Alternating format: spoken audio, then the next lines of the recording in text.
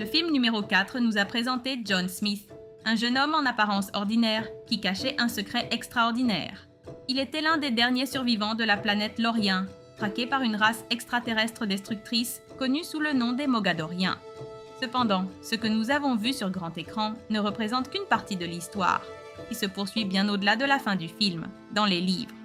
La saga littéraire nous plonge dans une odyssée de survie, d'alliances et de batailles épiques qui façonnent le destin de John et celui de toute l'humanité.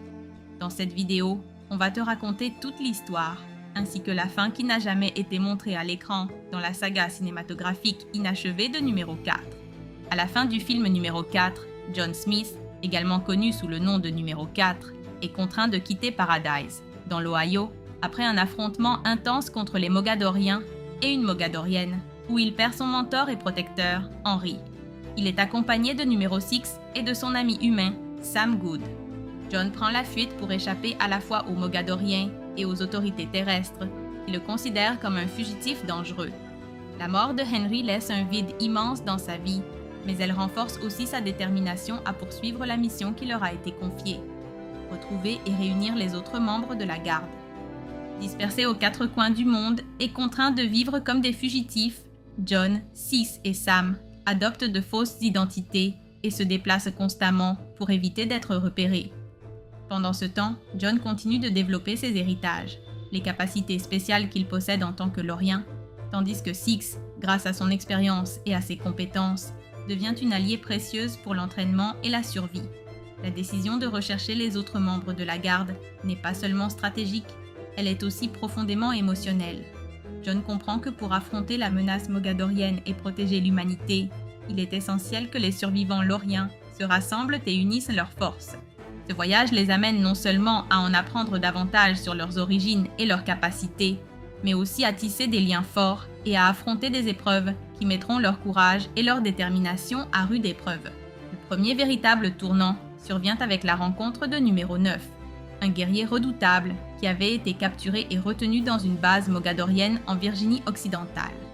En s'infiltrant dans l'installation pour récupérer le coffre lorien de John, il découvre Neuf et le libère et rejoint alors leur cause. Parallèlement, dans un couvent en Espagne, numéro 7, Marina, développe ses héritages en secret. Malgré le manque de soutien de sa sépant, Adelina, elle se lie d'amitié avec une jeune fille mystérieuse qui se révélera plus tard être numéro 10, une autre membre de la garde qui a fui Lorien à bord d'un second vaisseau. Ensemble, elles font face à des attaques mogadoriennes et, avec l'aide de numéro 6, parviennent à survivre avant de décider de rejoindre le reste de la garde.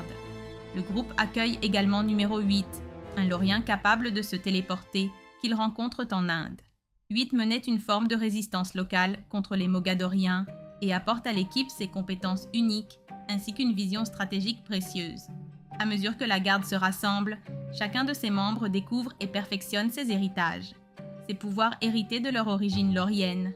John, par exemple, développe la télékinésie, la capacité de communiquer télépathiquement avec les animaux, ainsi que la projection de lumière et de chaleur à partir de ses mains. Au cours de ce processus, il commence à s'imposer comme un leader naturel au sein du groupe. Sa détermination, son courage et son engagement inspirent les autres membres de la garde à lui faire confiance, même s'il doit encore faire face à ses propres doutes et à ses conflits intérieurs. Sa capacité à prendre des décisions difficiles, ainsi que son empathie envers ses compagnons, consolida sa position comme figure centrale de la résistance contre les Mogadoriens. La relation entre John et Sam se renforce également de manière significative. Sam, un humain sans héritage, fait preuve d'une loyauté inébranlable et d'un courage remarquable. Sa connaissance des théories du complot et en technologie, ainsi que sa détermination à retrouver son père disparu, font de lui un allié précieux. L'amitié entre John et Sam devient un pilier essentiel pour tous les deux, leur apportant un soutien émotionnel et pratique dans les moments les plus critiques de leur mission. Pendant cette période, les pouvoirs des membres de la garde continuent d'évoluer. Numéro 7 développe un héritage particulièrement puissant lié à l'eau et à la glace, lui permettant de manipuler son environnement à des fins offensives comme défensives. Cette capacité devient l'une des plus utiles lors des affrontements les plus intenses. Une révélation majeure concerne numéro 10, qui s'avère être une descendante directe de Cetrakus Ra, le chef des Mogadoriens. Bien qu'elle ait d'abord été manipulée par celui-ci, elle parvient à se libérer de son emprise et joue un rôle déterminant dans l'issue de la bataille. Ce lien génétique explique en partie sa connexion particulière avec l'esprit de l'Orient. On découvre également que l'esprit de l'Orient commence à transférer son énergie sur Terre, choisissant des humains compatibles pour leur accorder des héritages. L'un des principaux foyers de ce phénomène se situe dans une grotte en Inde, où de nombreux humains développent des pouvoirs. Cette évolution marque le début d'une nouvelle ère. Les héritages ne sont plus réservés aux seuls Loriens. À mesure que la garde se rassemble et gagne en puissance, les affrontements avec les Mogadoriens s'intensifient. Ces premiers combats permettent aux Loriens de tester leurs capacités et leurs stratégies, renforçant leur unité et leur détermination. Cependant, la menace mogadorienne ne se limite pas à des attaques directes. Ils utilisent aussi des stratégies plus subtiles, s'infiltrant dans la société humaine et manipulant les institutions pour traquer, tromper et affaiblir la résistance. L'un des moments les plus critiques est la trahison de numéro 5. D'abord considéré comme un allié, il agit comme un agent double et révèle sa loyauté envers les Mogadoriens. Sa trahison mène à la mort tragique de numéro 8, qu'il tue par erreur lors d'un affrontement, alors qu'il visait en réalité numéro 9. Cet événement laisse la garde dévastée et méfiante, mettant en lumière les dangers de la division. Les pertes ne s'arrêtent pas là. Tout au long de la guerre, plusieurs membres et alliés sacrifient leur vie dans la lutte contre les Mogadoriens. Ces morts ont un impact émotionnel profond sur Jon et le reste de la garde, renforçant la gravité de leur mission et l'urgence de stopper l'invasion. La relation entre Jon et numéro 6 évolue dans un climat de camaraderie et de respect mutuel. Cependant, Jon reste profondément attaché à Sarah, son amour humain resté à Paradise. Malgré la distance et les épreuves imposées par la guerre, leur relation demeure un ancrage émotionnel essentiel, lui rappelant ce qui est véritablement en jeu. Même s'ils passent de longues périodes séparés, leur lien perdure. Sarah continue de croire en Jon et de soutenir sa cause à distance. Et lorsqu'ils se retrouvent enfin, leur connexion se révèle plus forte que jamais. Au fil des livres, leur amour évolue d'une romance adolescente vers une relation plus mature, marquée par le sacrifice, la confiance et le désir commun de protéger ceux qu'ils aiment.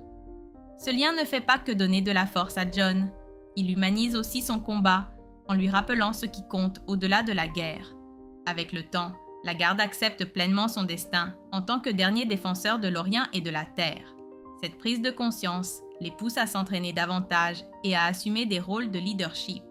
L'humanité commence également à s'impliquer, inspirée par leur résistance. Dans la phase finale de la guerre, Jon commence à manifester non seulement ses propres héritages, mais aussi ceux des autres membres de la garde, devenant ainsi une figure véritablement exceptionnelle. Finalement, il hérite des pouvoirs de l'Orient, le plus puissant des anciens de cette planète, ce qui lui permet d'affronter Cetrakus Ra en face à face, avec des capacités jamais vues auparavant lors de la bataille finale. Mark James, ancien rival et ancien petit ami de Sarah, meurt héroïquement en sauvant des vies humaines, scellant sa rédemption et gagnant le respect de tous. Cette perte, ajoutée aux précédentes, marque profondément Jon.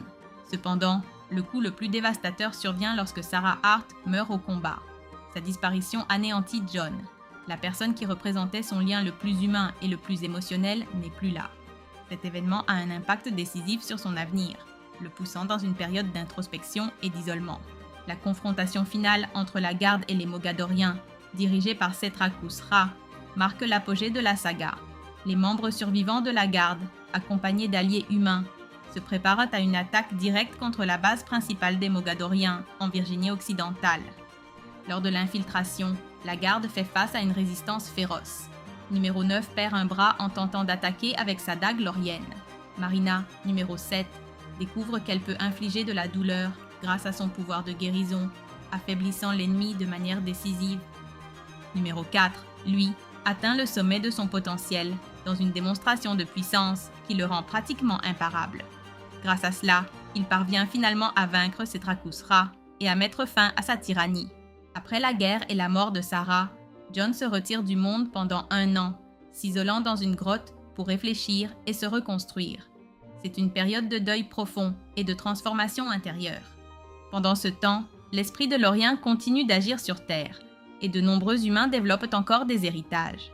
Jon reste en contact avec les siens à distance, observant le monde entrer dans une nouvelle ère, une époque où les pouvoirs ne sont plus réservés à une seule race, mais deviennent le symbole d'une cause commune.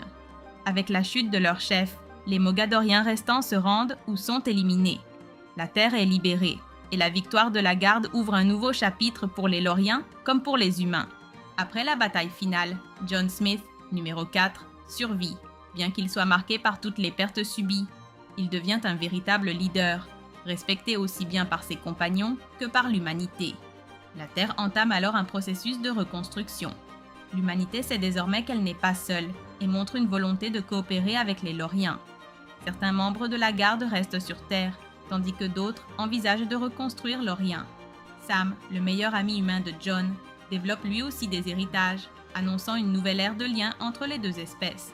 L'esprit de l'Orient n'est pas mort. Il vit, à travers ses enfants et à travers leurs idéaux. La fin de la saga conclut l'histoire principale, tout en laissant la porte ouverte à de nouvelles possibilités. Une fin pleine d'espoir, marquée par les cicatrices, mais aussi par de nouveaux départs. Le film n'était que le début. Une idée qui prend tout son sens lorsqu'on découvre l'histoire complète de numéro 4. Ce qui semblait être une simple aventure de science-fiction à l'écran devient, dans les livres, un voyage intense fait de guerre, de perte d'identité et d'espoir. John Smith ne s'est pas contenté de survivre. Il a combattu pour la mémoire de son monde disparu, pour les liens qu'il a tissés sur Terre et pour une cause bien plus grande que lui. De fugitif adolescent à leader d'une révolution interplanétaire, son parcours est fait d'évolution, de douleur et de rédemption.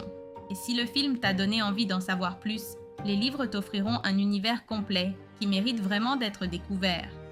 Dis-moi en commentaire ce que tu as pensé de cette histoire, si tu connaissais déjà la fin de numéro 4 ou si tu serais prêt à lire toute la saga. Parce que parfois, la véritable fin ne se trouve pas à l'écran, mais dans les pages qui attendent d'être explorées. Quelle autre série ou film aimerais-tu découvrir jusqu'à son vrai dénouement? Dis-le-moi juste en dessous. Et si tu aimes ce type de contenu, la meilleure façon de nous soutenir, c'est de laisser un like, de t'abonner et de nous suivre sur nos réseaux sociaux.